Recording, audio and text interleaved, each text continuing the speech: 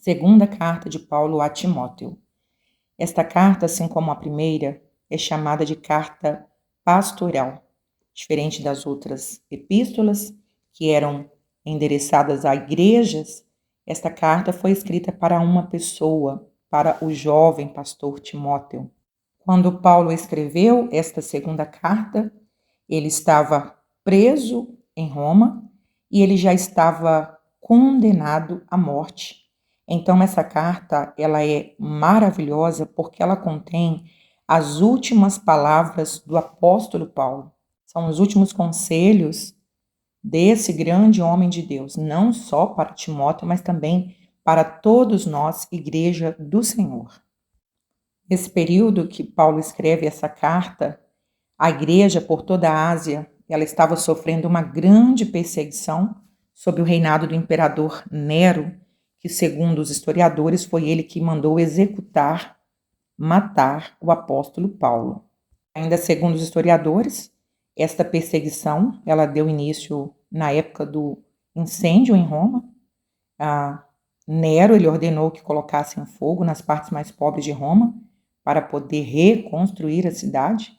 E esse incêndio, iniciado por sua ordem, ele acabou causando um grande incêndio e destruindo a maior parte da cidade. E como os bairros onde os cristãos moravam não foram atingidos, ele então coloca a culpa nos cristãos. E ele ordena que o seu exército perseguisse e matasse os cristãos para desviar a atenção quanto à sua própria culpa. Nero era um homem ímpio, cruel, ele já havia matado seu irmão, sua mãe, até mesmo a sua esposa, e agora ele estava ordenando a morte de dezenas de milhares de cristãos. Esse período foi um período muito sangrento, de muita perseguição contra a igreja do Senhor.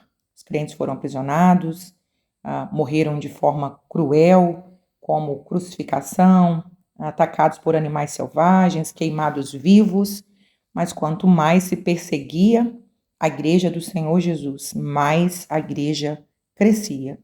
E Paulo, então, tornou-se uma vítima desta perseguição. Ele foi capturado, levado para Roma, para julgamento e execução. Então, Paulo, quando ele está escrevendo esta carta, ele sabia que ele morreria em breve. E ele não está preocupado com o seu destino, ele está preocupado com o futuro da igreja.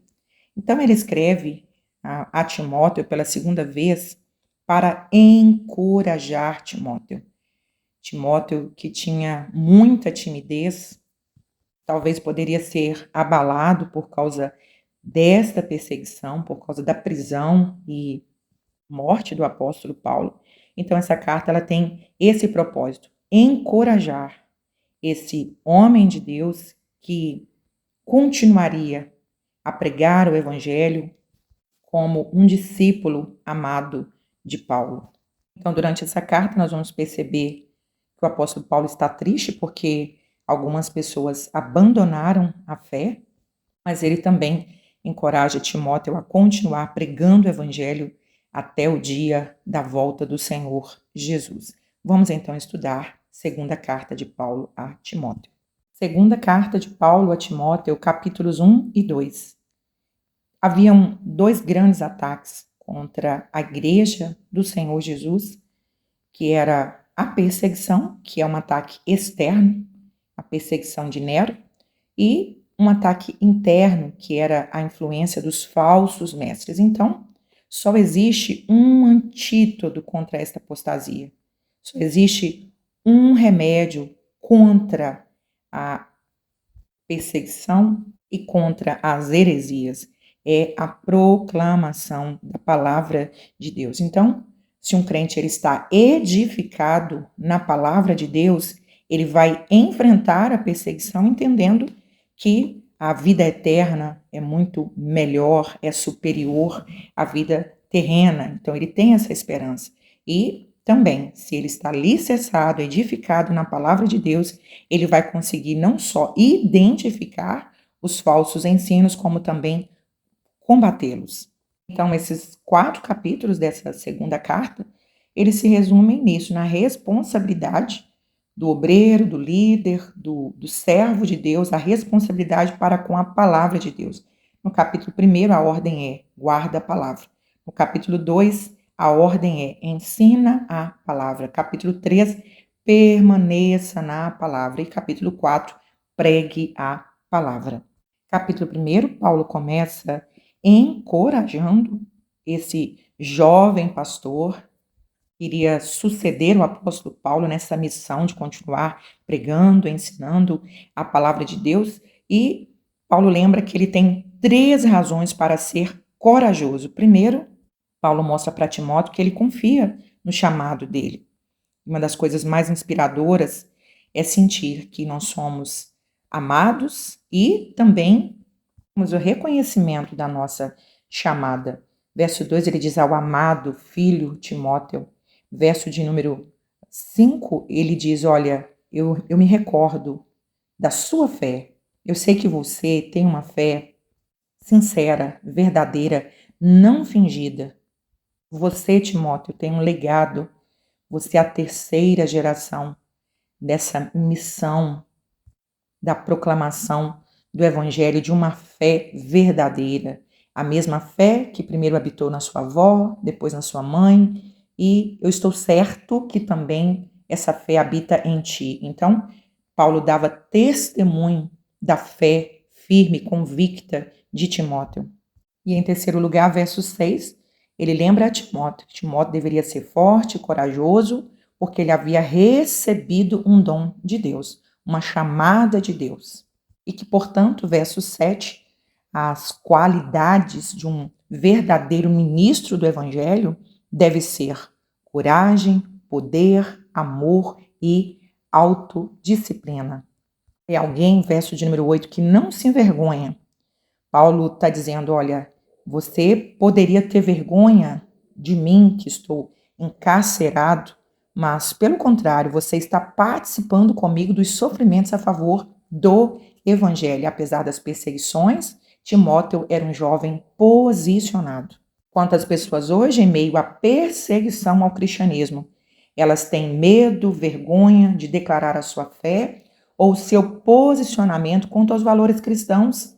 A nossa fé tem sido diretamente atacada, especialmente na educação. A escola, com uma linha progressista, tem influenciado essa geração, ensinando mentiras progressistas. E quantos jovens têm perdido a fé porque não têm coragem de se posicionar e porque não têm estrutura no conhecimento da palavra de Deus? Então, a ordem é, verso 13, mantenha o padrão das sãs palavras intacta, pura, verdadeira. Não esse evangelho que tem ensinado hoje esses progressistas, um evangelho modificado para agradar essa geração, que mostram um novo Cristo, um Cristo que apenas tem um atributo do amor, mas que não tem um atributo da justiça. E no capítulo de número 2, Paulo continua encorajando Timóteo, versículo de número 1, tu, pois, filho meu, fortifica-te na graça que está em Cristo Jesus. E o que eu estou ensinando para você, você vai ensinar para outras pessoas, Timóteo. Você vai formar líderes e você vai fazer novos líderes, homens idôneos que sejam capazes de instruir a outros também. E aí ele passa a comparar, então, esse enfrentamento, nessas perseguições, a 3 profissionais. Primeiro, ele compara com um soldado numa campanha militar. Ele, como um patriota, ele deve estar totalmente dedicado à causa que ele abraçou e ele também deve estar disposto a sofrer. Versos 13 e 4. Participa dos meus sofrimentos como um bom soldado de Cristo Jesus. Nenhum soldado em serviço se envolve em negócios dessa vida. Ou seja, ele continua com foco, com dedicação, porque o seu objetivo, o objetivo desse soldado é satisfazer aquele que o arregimentou. Ele compara também a um atleta Verso de número 5, não é coroado se não lutar segundo as normas, ou seja, o obreiro de Cristo, o ministro do Evangelho, ele deve ter, assim como um atleta, disciplina, obediência. E verso de número 6, ele compara também a um lavrador que precisa trabalhar muito para depois colher. Do versos 14 ao 19, ele usa a metáfora de um obreiro, alguém que trabalha diretamente com obra, com construção. Quando esse obreiro, esse profissional, ele escolhia as pedras para a construção, as pedras passavam por um teste e aquela que não fosse aprovada, ela seria então rejeitada. Então, a orientação de Paulo a Timóteo foi, verso de número 15, procura apresentar-te a Deus aprovado, como obreiro que não tem do que se envergonhar, que maneja bem a palavra da verdade. Essa é a principal característica de um líder, de um obreiro, daquele que está de frente para esse exército do Senhor Jesus, para esse líder que está ali, a missão de pastorear, de cuidar de vidas, manejar bem a palavra da verdade, ou seja, a comparação aqui é de uma espada e ele precisa saber usar essa espada. Infelizmente, hoje nós vemos tantas seitas e tantos modismos na casa de Deus, templos e templos são abertos com pessoas tão despreparadas na palavra do Senhor e não têm um alimento para as suas ovelhas e acabam focando os cultos em barulho, em um falso avivamento, em modismos, sem nenhuma fundamentação bíblica. E as pessoas estão ali também, por quê? Porque também não têm interesse em conhecer a palavra de Deus. É assustador ver como que essas igrejas antibíblicas, elas têm muitos seguidores. E às vezes aquela que está ali ensinando a palavra de Deus verdadeiramente, aquela palavra que exige renúncia, a palavra da santificação, as pessoas não têm muito interesse em participar. Paulo também o aconselha sobre aquelas pessoas que estão na casa do Senhor, mas que estão usando de engano, e ele diz que há vasos, verso de número 20, para honra e há vasos para desonra.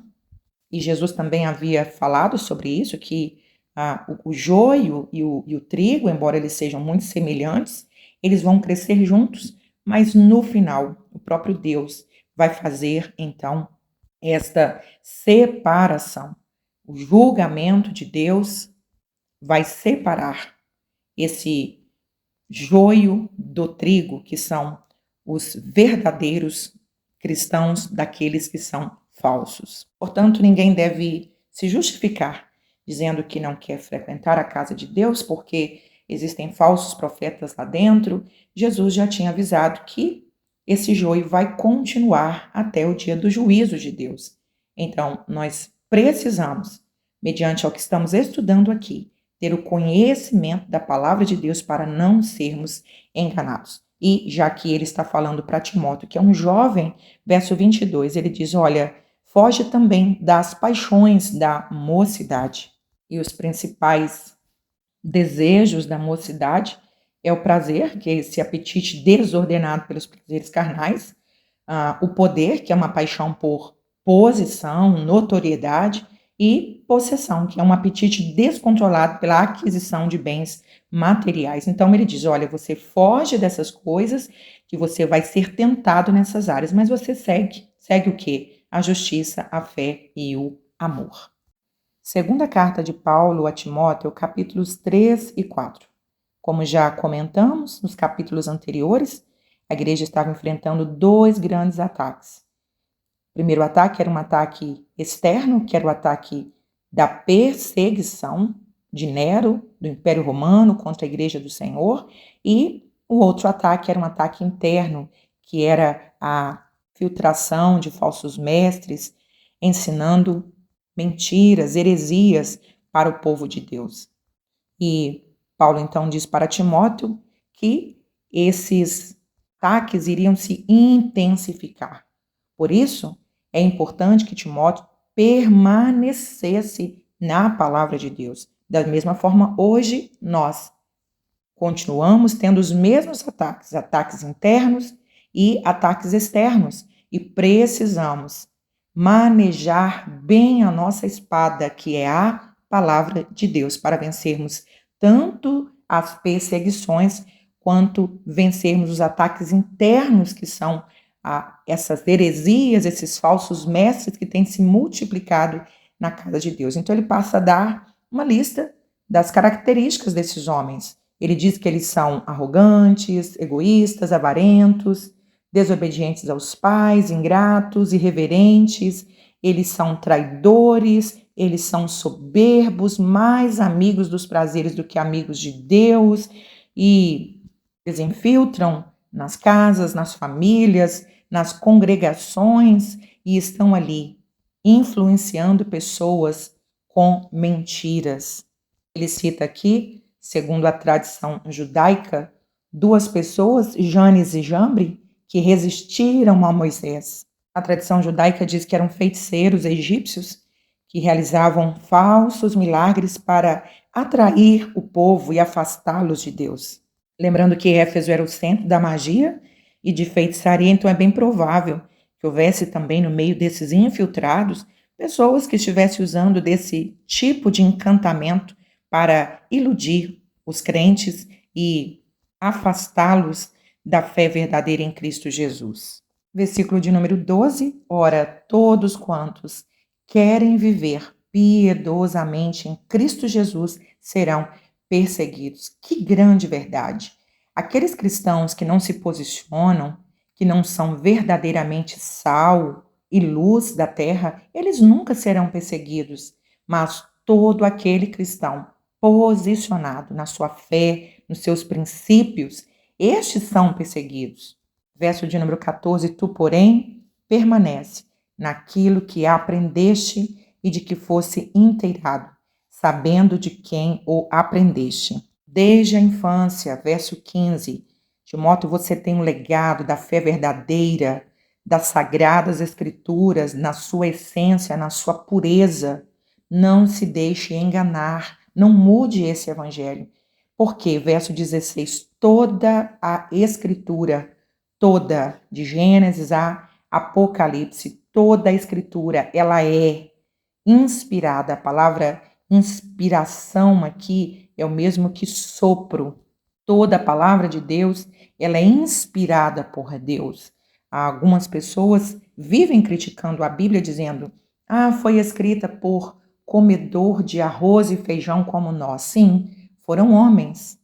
Mas, segundo escreveu o apóstolo Pedro na sua segunda epístola, capítulo 1, verso 21, porque nunca, jamais, qualquer profecia foi dada por vontade humana, entretanto, homens santos falaram da parte de Deus, movidos pelo Espírito Santo. Há várias evidências de que a palavra de Deus, ela não é um livro qualquer, ela é um livro sobrenatural. E uma das evidências é a unidade da Bíblia. Imagine 66 livros escritos em 3 línguas originais, grego, hebraico, aramaico, escrita num período de 16 séculos por 40 autores diferentes.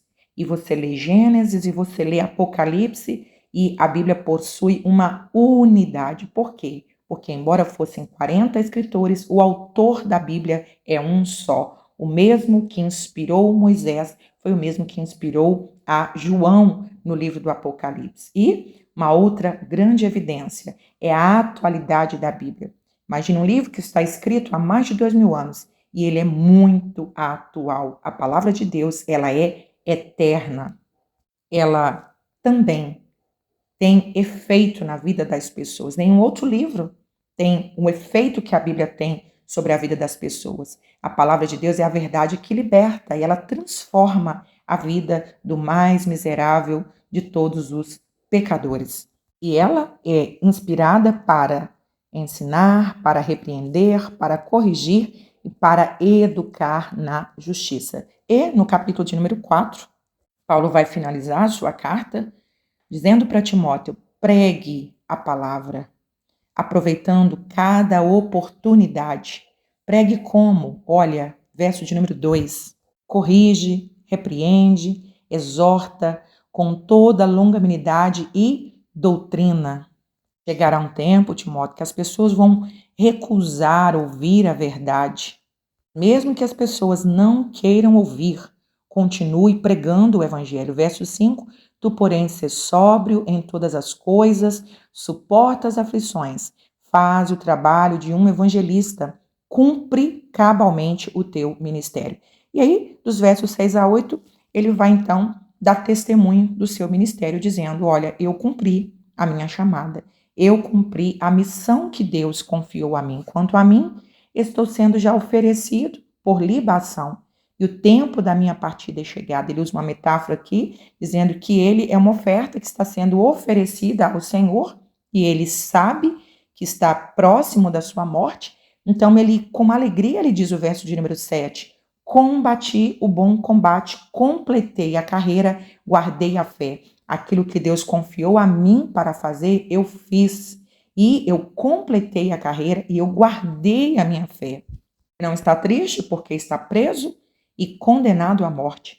Ele está feliz, convicto de que ele está pronto para partir, porque ele cumpriu o propósito da sua vida, o propósito da sua chamada. Não existe uma consciência mais tranquila do que aquela pessoa que está vivendo o centro da vontade de Deus e está cumprindo o propósito para qual essa pessoa existe. Todos nós fomos criados para um propósito. Nós não temos um propósito porque existimos. Nós já existimos para um propósito, conforme Jeremias capítulo 1. Jeremias, olha, antes que eu te formasse no ventre, eu já tinha te escolhido como profeta para as nações. Então, lembremos das palavras do apóstolo Paulo e façamos uma reflexão. Estamos cumprindo o propósito da nossa existência? Estamos cumprindo a missão que o Senhor quer para cada um de nós? E ele lembra que haverá uma recompensa. Já agora a coroa da justiça me está guardada, a qual o Senhor, reto juiz, ele é justo, ele me dará naquele dia, não somente a mim, mas também a todos quantos amam a sua vinda. Haverá uma recompensa. Nós não fazemos pensando na nossa recompensa, mas ele diz, ele é justo juiz e ele vai nos recompensar. E terminando a sua carta, ele cita alguns nomes de pessoas que abandonaram a fé, cita nome, por exemplo, verso 14 de Alexandre, e esse homem causou muitos males, o apóstolo Paulo. Paulo diz também que ele foi desprezado, abandonado por todos nesse final, verso 17, mas ele diz, mas o Senhor me assistiu, embora todos tenham me abandonado. Verso de número 11, ele diz que somente Lucas está comigo, mas ele diz, olha, mas o Senhor não me abandonou, ele me revestiu de forças, para que, por meu intermédio, a pregação fosse plenamente cumprida e todos os gentios a ouvissem, e fui libertado da boca do leão. Existe maior alegria do que esta? Em meio aos ataques, em meio ao abandono, saber, sentir, reconhecer que o Senhor jamais nos abandona.